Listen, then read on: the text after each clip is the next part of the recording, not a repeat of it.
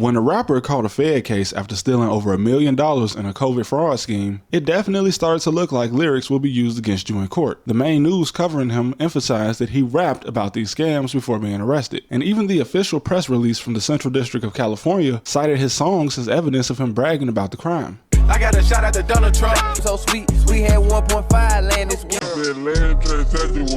In 2024, when the Young Thug trial ended, people started to think that song lyrics don't hold any weight in court. But that would be overlooking two very important points. One, Young Thug did not beat a case. He got sentenced to 15 years probation because he pled guilty. That's not what beating a case means. Beating a case means you're acquitted or found not guilty, not being put on probation until 2039. And also the fact that this case was a state case, not a federal case like the scam rapper. Now you could argue that the scam rapper dude was gonna get caught anyway. I mean, he's from Memphis, but when they caught him, he was living in the Hollywood Hills. Not exactly an affordable place to live, and he definitely went from Memphis to the Hollywood Hills overnight, which was probably suspicious. Different states do have different laws regarding this issue. For instance, New York tried to pass a bill making it so lyrics couldn't just be taken as evidence unless proven, but it only passed through the Senate and not the Assembly. It hasn't even been delivered to the governor, so it definitely is not a bill that passed. California actually did pass a similar bill in 2022, and it probably would have come in handy for the scam rapper in the Hollywood Hills had he just waited 2 more years to get caught. But I'm just kidding, because it wouldn't have mattered anyway, since California didn't charge him. It was the feds. I've seen attorneys cite the Bob Marley song "I Shot the Sheriff" as an example of why lyrics shouldn't just be taken at face value. Obviously, Bob Marley didn't shoot anyone, and in fact, his wife claimed the song was actually about Bob not wanting her to take birth control, and he just replaced the word doctor with sheriff. But even if you live in a state that makes the prosecutor go the extra mile to prove that your lyrics are actually a true telling of events, that doesn't mean you should be making music about something that could be investigated, especially not something that would be considered a federal crime. When Mike Posner dropped the song "I Took a Pill in Ibiza," he was telling a true story on how he fell off and then took a trip to Ibiza where he got recognized by some random guy, and this random guy offered him a pill and he took it. Not only did he admit this in interviews, but Ibiza is a party island, so it's not like this kind of story would be far-fetched. But this notably isn't something that the police or the FBI would investigate and build a case on. It's called "I Took a Pill in Ibiza." I never thought they'd play it on the radio. You're someone taking ecstasy in the first line. A guy taking a pill on a party island is a petty crime. But anything involving media can be used against you in the right circumstance when it comes to a serious crime. Like the felon who was arrested after police in Racine, Wisconsin watched a music video on Facebook where this guy who's a felon was holding a gun. Now pay close attention to how the legal paperwork is worded.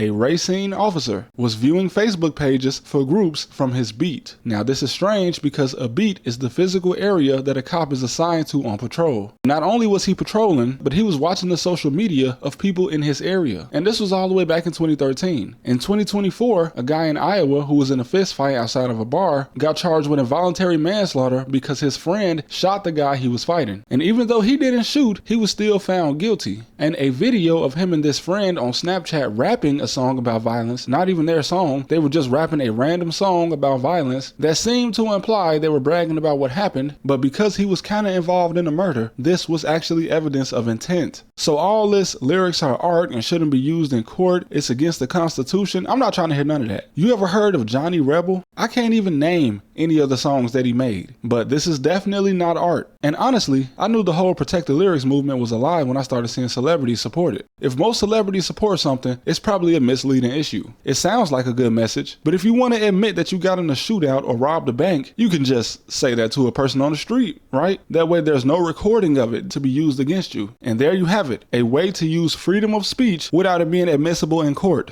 Don't record it. It's not really, I don't understand the confusion. Usually when you're involved in a big crime, the goal is to not talk about it, not get caught, and literally act like it didn't happen. At the end of Ocean's 11, after they robbed the casino in Las Vegas for millions of dollars, everyone disappeared, right? This scene was symbolic. There shouldn't even be a debate on whether song lyrics can be used in court or not, because if you commit a crime, you shouldn't be talking about it anyway, so this shouldn't even be an issue to be defended. That makes as much sense as me going outside and randomly shooting in the air, and then when I get arrested, I claim that the police are violating my right to bear arms. You know why they didn't charge Bob Marley after he made that song? Because he didn't actually do anything. I'm not saying you can't tell a story, like Mike popping a pill in a foreign country. You can even make up a hypothetical, just a completely made up story in your song. If you say you robbed a bank, but you know damn well you didn't, you don't have to ever worry about getting charged with robbing a bank. Unless, of course, you rob a bank and then rap about it. Most of the time, when lyrics being used in court comes up, it's for a rapper that's actually guilty. Even people that nobody ever heard of, because there have been so many cases around the United States where unknown ass rappers have had their unknown ass music videos played in court. Everybody should have learned with Bobby Shmurda. In 2014, he did like 7 years after admitting to crimes on a song. And many of the guys he mentioned in this song got longer sentences than him. Tay K, you guilty, bro. They said they played the music video for the race in court. Like, oh man, bro, you was holding the wanted poster. You see what I'm saying?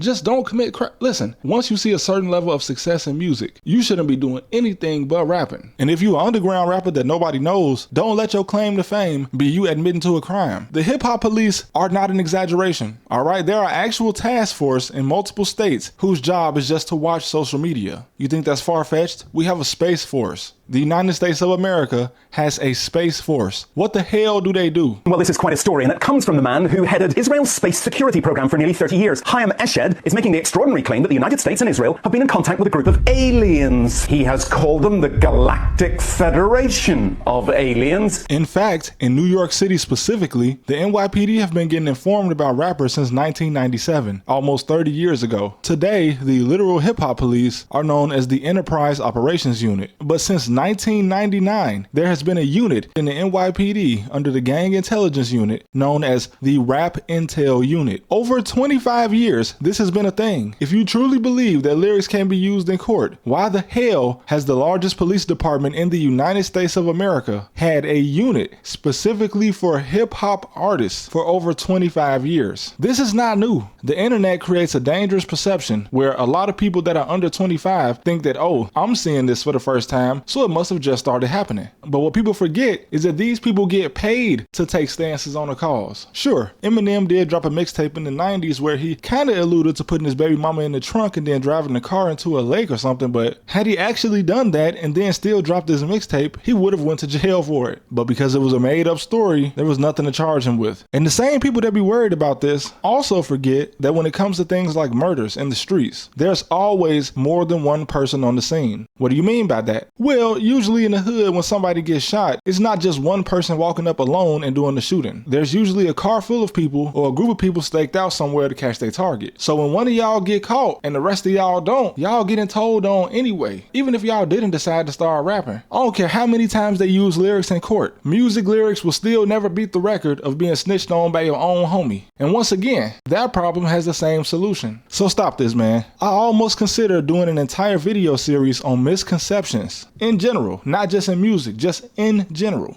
There are hour-long documentaries breaking down somebody doing exactly what they rapped about or what they said on social media. You know that when the police get off work, they're just a regular guy, right? That can watch YouTube or listen to your music and connect the dots and then take notes on that and bring it to work. Come on, man. But that's all I got, man. I am considering that series that I just talked about. Thank you guys for watching as always, man. Remember to follow your dreams. If you want to be a rapper, you can be a rapper. Just make up stories or tell true stories that don't have anything to do with a serious crime. You can do either or just become a YouTuber. But also don't admit to crimes on YouTube.